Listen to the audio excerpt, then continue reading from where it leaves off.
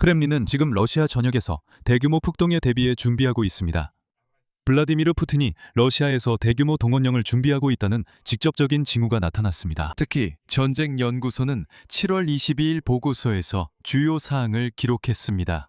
크렘린은 새로운 동원령, 계엄령 도입 가능성, 그리고 중요한 점으로 이 동원령이 촉발할 수 있는 러시아 내 시민 소요 사태에 대비하고 있습니다. 그리고 이러한 폭동 준비에 대한 증거는 구체적입니다. 7월 21일 로스그바르디아는 러시아 사회를 불확실한 위험으로부터 보호하기 위한 민방위 규정을 확대하는 개정안 초안을 공개했습니다. 중요한 것은 동원령, 계엄령, 그리고 전시기간 동안이라는 점입니다. 이렇게 불확실한 위험이라는 표현이 문서에 등장하는데 이 기관은 블라디미르 푸틴이라는 인물에게 직접 보고하며 시위 진압을 담당합니다. 이 말은 단 하나, 그들이 사람들이 거리로 나올 것을 예상하고 있다는 뜻입니다. 왜 사람들이 거리로 나올까요? 바로 푸틴이 동원령을 준비하고 있기 때문입니다. 그리고 바로 다음 날인 7월 22일, 국가두마는 단 하루 만에 갱단 활동, 범죄 조직 참여, 마약 및 무기 밀수로 유죄 판결을 받은 사람들에게 전선으로 갈 수 있는 길을 여는 법안을 3번의 심의를 거쳐 통과시켰습니다. 그리고 이제 푸틴이 죄수들로 전선의 급한 공백을 서둘러 막으려 한다는 소식이 전해지고 있습니다. 우크라이나 정보국에 따르면 러시아는 올가을 최소 50만 명을 동원할 계획이라고 합니다. 자, 그럼 사실을 바탕으로 계속 살펴보겠습니다. 러시아에서 어떤 법이 통과됐는지, 누가 먼저 전선으로 보내질지, 언제 동원이 시작될지, 그리고 이것이 전선에 어떤 의미가 있는지 알아보겠습니다. 제 이름은 알렉세이 패치입니다. 이 주제를 함께 살펴보겠습니다. 하지만 시작하기 전에 여러분께 부탁드릴 게 있습니다. 이 유튜브 채널을 구독해주세요. 저희는 30만 구독자를 향해 가고 있습니다. 여러분의 구독에 진심으로 감사드릴 것이고 정말 잠깐이면 됩니다. 여러분의 구독은 저에게 매우 중요합니다. 그럼 최신이고 구체적인 것부터 시작하겠습니다. 7월 22일 러시아 연방 국가두마는 국방부와 계약을 체결할 수 있는 유죄 판결을 받은 사람들의 범위를 확대하는 정부 법안을 통과시켰습니다. 동원 기간과 전시에는 이것이 중요합니다. 동원 기간과 전시에는 잘 들으십시오. 본질은 블라디미르 푸틴이 더 많은 죄수들을 전쟁에 보내고 싶어 한다는 것입니다. 그리고 그는 이미 이 법에 서명했습니다. 이제 감옥 대신 전선에 갈 수 있는 죄목 목록은 총 11개뿐입니다. 러시아 연방형법 조항에 대해 간단히 말씀드리겠습니다. 이것은 현금, 마약, 무기, 폭발물, 핵물질 및 병원성 생물학적 제재의 밀수, 그리고 조직범죄입니다. 핵 관련 주제는 핵물질의 불법 취급, 핵물질 절도 및 갈취입니다. 또한 보안이 유지되는 시설에 침입하거나 연료, 에너지 단지의 보안 위반, 국가 기밀이 담긴 문서의 분실, 불법 이주, 조직화 등이 있습니다. 이러한 조항에 대한 형량은 매우 무겁습니다. 무장갱단 활동이나 범죄 조직 참여는 최대 15년형이 선고될 수 있고 마약 밀수에 관한 가장 중대한 조항의 경우에는 무기징역까지도 가능합니다. 결국 블라디미르 푸틴은 이 모든 범죄자들을 감옥에서 내보내 전쟁에 투입하기로 결정했습니다. 이제는 군인도 부족하기 때문입니다. 하지만 다시 한번 말씀드리지만 여기서 중요한 점, 중요한 단서가 있습니다. 국가두마는 이 모든 죄수들을 동원 기간과 전시에는 전쟁에 보낼 수 있도록 허용하는 법안을 통과시켰습니다. 푸틴은 즉시 이 법안에 서명했습니다. 이 생각을 잠시 기억하세요. 곧 다시 얘기하겠습니다. 법안은 국가두마에 제출되었습니다. 국방부 차관이자 러시아 군대의 주요 군사정치국장인 비토르 고리미킨 대장이 이를 제출했습니다. 이 법의 본질에 대한 그의 주요 논지는 다음과 같습니다. 이 문서는 군 복무 대상이 되는 러시아인의 수를 늘릴 것이며 2026년에 우크라이나 전쟁을 위한 군인 모집 노력에 도움이 될 것입니다. 즉, 목표가 직접적으로 밝혀졌습니다. 우크라이나 전쟁에 더 많은 인원을 모집하는 것입니다. 고리미키는 계약에 서명한 전과자들은 전과가 없는 계약병들과는 별도로 특별부대에서 강화된 통제하에 복무하게 될 것이라고 약속했습니다.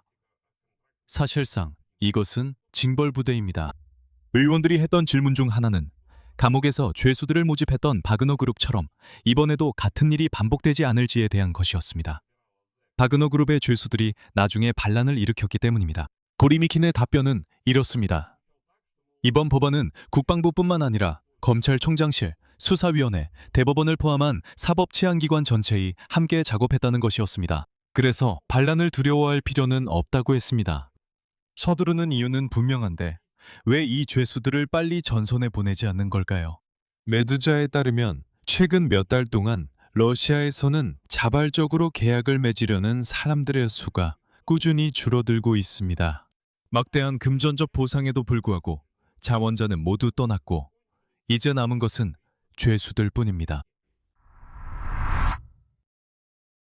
아시다시피 푸틴은 죄수들만으로는 당연히 감당할 수 없습니다. 전쟁연구소 분석가들은 7월 22일 보고서에서 이를 지적하고 있습니다. 크렘린은 잠재적인 동원령과 러시아 내 계엄령 선포를 위한 조건을 조성하고 있으며 이 조치로 인해 발생할 수 있는 시민 소요 사태에도 대비하고 있습니다. 그리고 전쟁연구소가 전체적인 그림을 그리는 세 가지 요소가 있습니다. 첫 번째는 7월 22일에 제정된 유죄 판결을 받은 이들에 관한 법률입니다. 그리고 고레미킨이 2026년에 전쟁 병력을 모집하겠다고 한 발언입니다. 두 번째, 이것이 가장 중요하다고 생각합니다. 이것은 7월 21일에 로스가바르디아가 발표한 동원령과 계엄령 기간 동안 사회를 불확실한 위험으로부터 보호하기 위한 개정안입니다. 다시 한번 기억해 두세요. 이 개정안들은 로스가바르디아의 행동 규칙을 명확하게 변경합니다. 바로 동원령과 계엄령 기간 동안의 말이죠. 즉, 지금 러시아 국가근위대는 이런 시위를 쉽게 해산할 수 있다는 뜻입니다. 그 조건들에는 러시아 국가근위대가 더 많은 권한을 갖게 된다고 명시되어 있습니다. 그냥 죄송하지만 동원령과 계엄령 기간에 러시아인들이 봉기하거나 시위에 나서면 그들을 때리고 체포하고 아예 없애버리는 것이 허용된다는 겁니다. 그리고 세 번째입니다. 이것이 전체 메커니즘을 이해하는 데 핵심적인 부분입니다. 또 하나 있습니다. 2025년 11월에 이미 블라디미르 푸틴은 동원령을 선포하지 않고도 예비군을 전투지역으로 보낼 수 있도록 허용하는 법안에 서명했습니다. 그리고 전쟁연구소는 이미 그때 크렘린이 이 법을 이용해 예비군을 단계적으로, 부분적으로 소집하는, 즉 대대적인 발표 없이 은밀하게 동원하는 방식을 사용할 것이라고 예측했습니다. 즉, 모든 것은 크렘린이 단순히 새로운 동원 물결을 대비하는 것뿐만 아니라 러시아인들의 반란과 중요한 것은 그 반란을 진압하는 데에도 준비하고 있다는 것으로 귀결됩니다. 그리고 지금은 이미 러시아 남성들에게 여권을 아예 발급해주지 않는다는 정보가 쏟아지고 있습니다. 러시아를 떠나고 싶어도 이제는 더 어려워졌습니다. 앞으로 동원령 규모는 어떨까요? 7월 18일 우크라이나 국가안보 국방위원회 산하 허위정보대응센터의 안드레이 쿠발렌코 소장은 러시아가 올 가을에 최소 50만 명을 추가로 동원할 계획이라고 밝혔습니다. 가장 중요한 건 그들을 어떻게 쓸지입니다. 허위정보대응센터에 따르면 동원된 인원들은 두 그룹으로 나뉠 예정입니다. 첫 번째 그룹은 운이 덜 좋을 텐데 약 2주간의 준비 후 곧바로 우크라이나 전선으로 보내져 손실을 보충하게 됩니다. 두 번째 그룹은 더 오랜 기간 동안 훈련을 받고 전선의 길이를 늘리거나 우크라이나 국경 근처에 새로운 위협 방향을 만드는 데 사용될 예정입니다. 이 두 번째가 바로 새로운 전선이 열릴 수 있다는 직접적인 위협입니다. 즉, 이미 전투 중인 곳이 아닌 우크라이나가 병력을 세 방향으로 분산하도록 유도하는 시도입니다. 시기에 관해서는 우크라이나 대통령 볼로디미르 젤렌스키가 이미 러시아가 2026년 10월에 동원령을 선포할 수 있다고 추측했습니다. 이는 9월 20일로 예정된 국가두마 선거 직후입니다.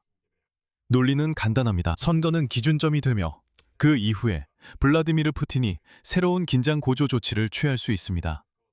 왜냐하면 투표 전에는 동원령을 선포하는 것이 정치적으로 위험하기 때문입니다. 선거 후엔 신경 쓸 필요 없이 무엇이든 발표할 수 있습니다. 그리고 가장 큰 동기는 돈입니다. 동원령은 크렘린이 새로운 계약직 병사를 모집하는 데 드는 막대한 비용을 피할 수 있게 해줍니다. 왜냐하면 동원된 병사는 수백만 루블의 입대 보너스를 받는 계약병보다 예산에 훨씬 저렴하기 때문입니다. 젤렌스키도 동원령 외에도 모스크바가 긴장을 고조시킬 수 있는 다른 방법들이 남아있다고 경고합니다. 이는 새로운 군사적 성공을 보여주거나 다른 국가들의 압력을 가하는 것을 의미합니다.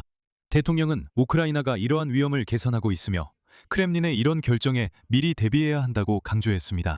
그리고 다시 한번 말씀드리자면 그보다 앞선 5월 18일에 대통령실 부실장인 파벨 팔리사 준장이 푸틴이 국회의원 선거가 끝난 직후 동원령 선포 시나리오를 검토할 수 있다고 같은 내용을 언급한 바 있습니다. 그리고 이어서 왜 이런 일들이 벌어지는지 설명해주는 수치들이 제시될 겁니다. 러시아는 매달 최대 3만 8천 명까지 인명 손실을 겪고 있습니다. 이와 동시에 계약직 병사 모집의 월 평균 속도는 3만 명으로 떨어졌습니다. 즉, 매달 약 8천 명의 인력 공백이 생기는데 이를 메울 방법이 없습니다. 그래서 죄수 관련법이 나온 겁니다. 50만 명 동원설 등과 같은 이야기들도 있습니다. 러시아에서는 이미 계약직 군인도 부족합니다. 큰 돈을 준다 해도 자원하는 사람도 점점 줄고 있습니다.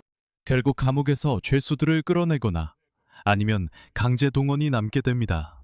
하지만 블라디미르 푸틴은 확전에 나설 수도 있습니다. 그리고 정보저항그룹의 군사정치평론가 알렉산드르 코발렌코는 러시아에서 추가 동원이 이론적으로는 전선의 일부 구역에서 상황을 바꿀 수 있지만 그 효과는 제한적일 것이라고 생각합니다. 그리고 문제는 허위정보 대응센터가 말하는 2주간의 훈련은 훈련이 아니라 형식적인 절차일 뿐이며 이런 사람들은 전투 가능한 부대가 아니라 돌격에 투입되는 소모품이 된다는 점입니다. 러시아의 문제는 단순히 병력의 수에 있는 것이 아니라 오히려 장비, 탄약, 그리고 물류에 있습니다. 우리가 정유공장과 창고를 파격한 이후 그들의 상황은 계속 악화되고 있습니다. 그래서 여기서 중요한 것은 병사의 수가 아니라 그 병사들을 전선까지 데려가야 하고 입힐 장비가 필요하고 충분한 연료가 있어야 하며 안전한 물류가 확보되어야 한다는 점입니다. 그런데 러시아는 이런 것들이 점점 부족해지고 있습니다. 하지만 그 위협을 과소평가해선 안 됩니다. 50만 명이라는 숫자는 여러 방향에서 동시에 압박을 가하고 우리의 방어선을 분산시키려는 시도를 할 수 있는 가능성을 의미합니다. 그래서 젤렌스키는 이번 겨울 전선 안정성이 가장 중요하다고 말하는 것입니다. 또 다른 문제는 왜 아직까지 공식적으로 동원령이 선포되지 않았느냐는 것입니다. 사실상 이미 동원이 진행되고 있고 준비 작업도 한창인데 말이죠. 러시아 언론 보도에 따르면 그 이유 중 하나는 푸틴이 우크라이나에 대한 탄도미사일 우위 덕분에 동원령을 미루고 있다는 것입니다. 즉, 푸틴은 현재 병력보다는 우크라이나 도시들에 대한 미사일 테러에 더 중점을 두고 있다는 뜻입니다. 두 번째 이유는 정치적인데 9월 20일에 국가두마 선거가 있기 때문입니다. 투표 전에 동원령을 선포하면 이미지를 망칠 것이 분명합니다. 여기서 설명드리자면 많은 사람들이 이런 러시아에서 선거는 어차피 다 조작될 텐데 이건 다 말도 안 되는 소리다 라고 말합니다. 한편으로는 맞는 말 같지만 실제로는 그렇지 않습니다. 사실 푸틴에게는 이 겉모습을 유지하는 것이 생명처럼 중요합니다. 사실 푸틴의 독재 정권은 항상 민주주의라는 겉모습으로 자신을 감췄습니다. 이것은 러시아인들 스스로가 부르는 일종의 하이브리드 민주주의입니다. 그리고 그 본질은 결국 권위주의 권력을 유지하기 위해서는 사회의 상당한 지지가 필요하다는 데 있습니다. 러시아에서 모든 것이 조작된다고만 생각하지 마세요. 아니요. 거기에는 실제로 엄청나게 많은 야만적이고 씻지 않은 러시아인들이 블라디미르 푸틴에게 투표하러 갑니다. 블라디미르 푸틴은 사람들이 실제로 자신에게 투표하러 가는 모습을 유지하는 것이 매우 중요합니다. 필요하다면 그는 아무 문제 없이 자신에게 필요한 만큼의 퍼센트를 얼마든지 조작할 수 있다는 것은 당연한 일입니다. 이 모든 것은 권위주의 국가에서 쉽게 이루어질 수 있지만 그를 지지하는 모습이 그에게는 매우 중요합니다. 특히 블라디미르 푸틴과 같은 이런 독재자들은 외형적인 이미지를 만들려고 애쓰죠. 그들에게는 지지율을 신경 쓰는 것이 매우 중요합니다. 그러니까 블라디미르 푸틴에게 선거가 아무 의미 없는 것이라고 생각하지 마세요. 그는 선거에 정말로 신경을 씁니다. 그리고 세 번째는 사회의 반응에 대한 두려움입니다. 바로 그렇기 때문에 러시아 국가군이 대응 미리 불확실한 위험에 대비한 규칙을 준비합니다. 크렘린은 2025년 11월 이미 서명된 법에 따라 예비군을 비공개로 소집할 메커니즘을 준비 중입니다. 공개 동원령을 피하기 위해서입니다. 그리고 사람들을 조용히 단계적으로 모집합니다. 결과적으로 국가두마는 하루 만에 갱단과 마약상들을 전선으로 보내는 법을 통과시켰습니다. 러시아 국가근위대는 동원령과 계엄령 기간에 발생할 수 있는 불확실한 위험에 대비해 권한 확대를 준비하고 있습니다. 전쟁연구소는 동원령, 잠재적인 계엄령, 그리고 소요 사태에 대한 준비가 이루어지고 있음을 기록하고 있습니다. 우크라이나 정보당국은 이번 가을에 50만 명이라고 구체적으로 밝혔습니다. 이들은 2주 후에 총알바지식 돌격에 투입될 사람들과 전선 라인을 늘리기 위해 사용할 사람들로 나뉩니다. 우리에게 결론은 간단합니다. 가을과 겨울에는 러시아가 물량으로 우리를 짓누르려는 시도에 대비해야 합니다. 훈련이 제대로 되지 않았고 수가 적으며 징벌부대의 범죄자들로 채워진 그런 병력이지만 그래도 그건 대규모 병력입니다. 이에 대한 답은 우리가 이미 하고 있는 일입니다. 드론, 장거리 타격, 그들의 후방에 대한 공격, 방어 강화, 그리고 자체 요격 미사일 생산입니다. 이 동원령은 러시아 내부에서 블라디미르 푸틴에게도 타격이 될 것입니다. 그들은 이미 오늘날 러시아 국가 방위군을 자신들이 도살장으로 몰아넣으려는 사람들을 진압하기 위해 준비시키고 있습니다. 우리는 블라디미르 푸틴이 극심한 위기에 처해 있고 확전 수위를 높이려 한다는 점을 이해해야 합니다. 여기서 말을 줄이겠습니다. 여러분의 의견과 결론을 이 영상 아래 댓글로 남겨주세요. 채널 구독도 해주시고 알림 설정과 좋아요도 잊지 마세요. 오늘은 여기까지입니다. 건강 조심하세요. 모두 안녕히 계세요.